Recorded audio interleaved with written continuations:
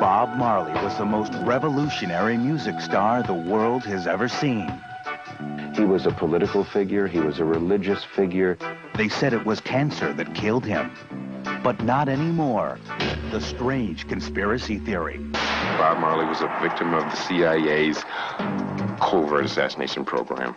In the many years that I've studied conspiracy theories, I've heard many times that people are being assassinated by means of induced cancer. Who killed Bob Marley?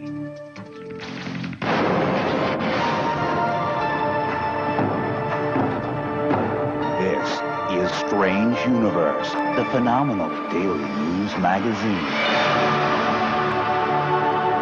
Now, Emmett Miller. Bob Marley sure made some cool music, and he sure preached some fiery rhetoric. In his prime, he was more dangerous than Muhammad Ali, a pop star and a third world hero. He died before his time. They said it was cancer. But now the conspiracy theorists have risen again. Stephen Ivory follows the question. Who killed Bob Marley?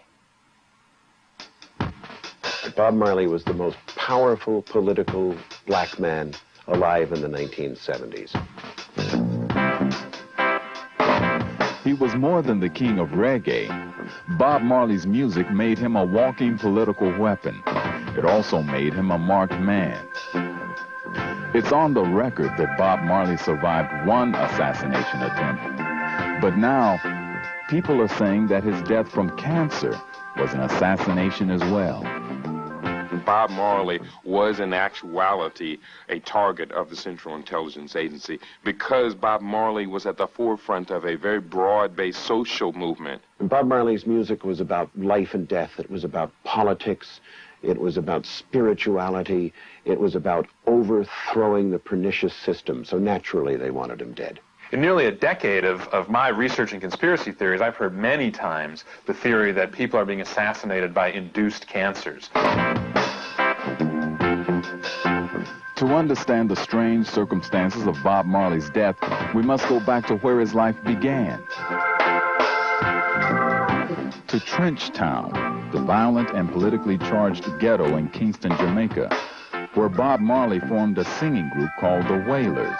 I mean, Bob's music was about life and death. It was about salvation and hope.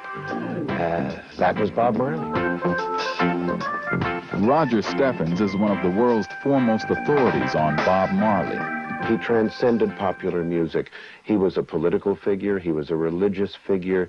He is someone whose words have brought solace to folks all over the world. Bob Marley was also a Rastafarian, a renegade philosophy that embraced the African leader Haile Selassie as a living god and marijuana as a sacrament. The combination of music, belief, his lion's mane of hair, and the ever-present smoke turned him into a living legend. But as his fame grew around the world, Bob Marley found political enemies at home. In December 1976, gunmen stormed into his house, shooting. The CIA was vitally interested in everything he did. They kept files on him. It is fairly certain that they were behind the shooting attempt on his life in 1976. Bob Marley survived. He got even bigger. The assassination attempt on Bob's life on December 3rd, 76 catapulted Bob into a stratosphere of almost martyrdom. He went from being just a dreadlocked, ganja-smoking pop star into a mythic figure. But it was a seemingly minor event that changed the course of Bob Marley's life. It happened while he was on tour in France during a pickup game of soccer. A player stepped on Bob Marley's toe. He was carried from the field, and a French doctor gave him an injection. Bob Marley was soon diagnosed with cancer of that toe, the cancer that would kill him. Some speculate that Bob Marley had been injected with cancer or something else that mimicked its effects. So did the CIA kill Bob Marley? Well, I know they tried to. I think they wanted to see him dead. Roger Steffens can't bring himself to believe it was a hit, but others can. Kidi Obi Awadu is known as the Conscious Rasta. For years, he's been distributing his writings and videos of conspiracy theories, including this one. It seems to be without a shadow of a doubt that, yes, they had targeted Bob Marley for neutralization, and this would be a prime vehicle for doing that. Jonathan Vankin is our conspiracy expert. He says the Marley theory is not unusual. Jack Ruby, the killer of Lee Harvey Oswald, himself felt that he had been injected with cancer cells. William Casey, the director of the CIA, died of a brain tumor right in the middle of the Iran-Contra hearings. The days in which Bob Marley's condition worsened are also shrouded in mystery. For a time, he checked into the same cancer clinic in Mexico, where actor Steve McQueen was treated. Later, he was flown to an experimental clinic in Germany, run by a man named Joseph Issels.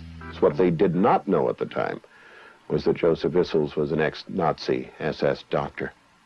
Bob Marley was treated with a controversial drug called CH-23. He then flew to Miami to visit his mother. He died shortly afterwards, on May 11, 1981. He was only 36. The theory that Bob Marley was the victim of a medical assassination might have died as well. But then, 6 years later, former whaler Peter Tosh was murdered during a robbery that many believe was another political assassination. The public figures who stood against the system, people like Malcolm X, people like Peter Tosh, people like Bob Marley and Martin Luther King, represented the most visible threat to the status quo. If you ask a doctor, he'll tell you it's not possible that Bob Marley was assassinated.